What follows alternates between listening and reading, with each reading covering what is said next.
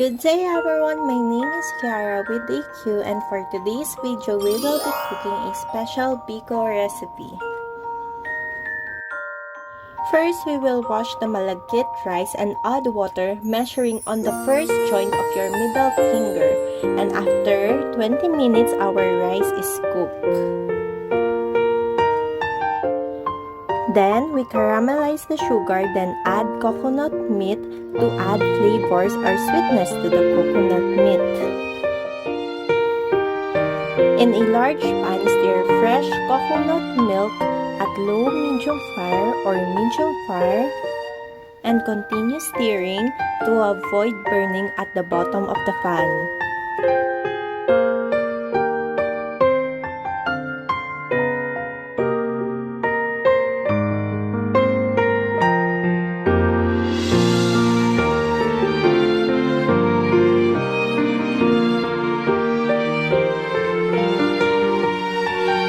And when the coconut milk is boiling, we add the malagkit rice.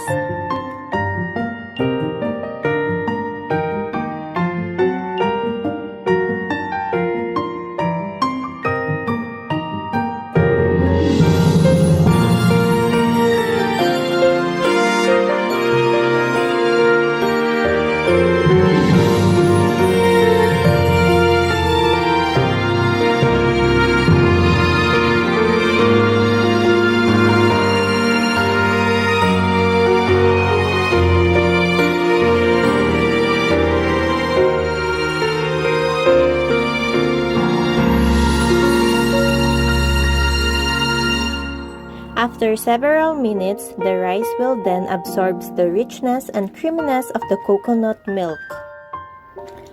Add half of the caramelized coconut, then save the other half for toppings later.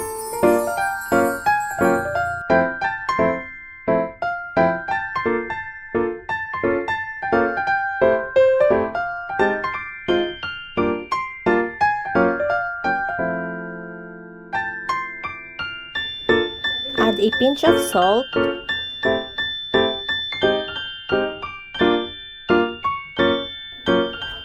a cup of sugar, and it depends to you if you want more.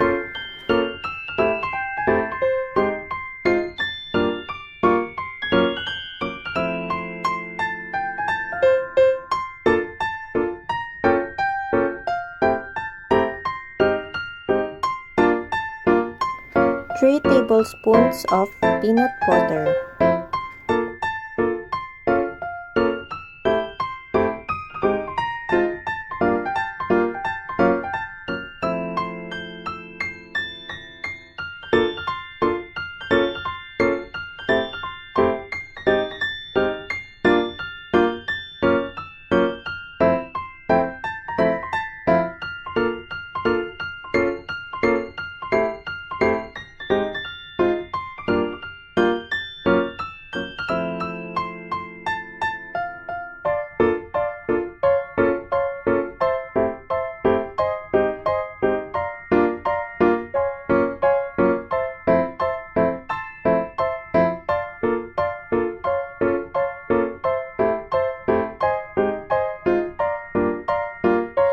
Continue mixing until homogeneous in mixture and if you are satisfied by its thickness.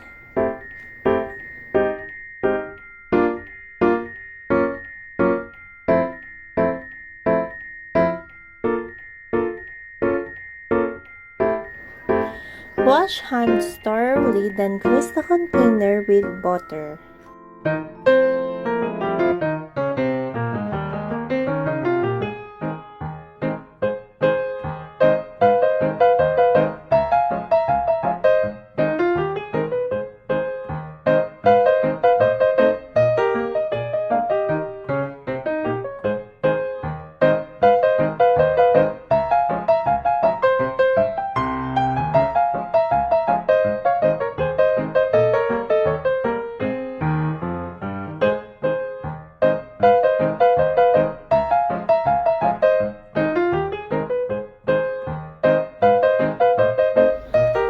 Then we smoothen using the back of the spoon and add butter on top.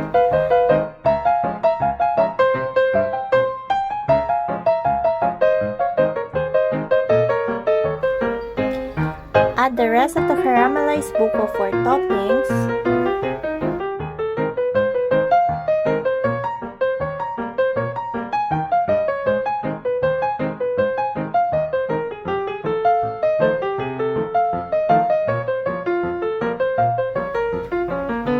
Then top it with grated cheese.